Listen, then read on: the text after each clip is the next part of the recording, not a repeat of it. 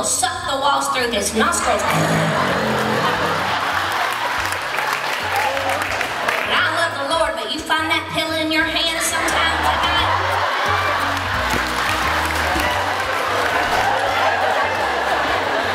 He just... And then y'all wonder why we wear flannel to bed. It's the heaviest fabric we can get our hands on to hold us down over the wind tunnel.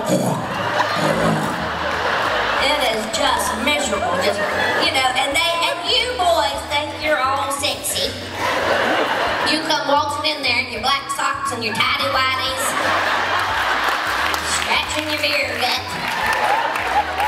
Let me get, my husband goes, got my lucky pair on.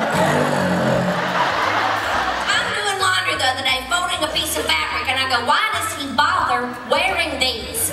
It is disgusting. Boys, if your waistband is right here, and the rest of your drawers is drooped down there, those are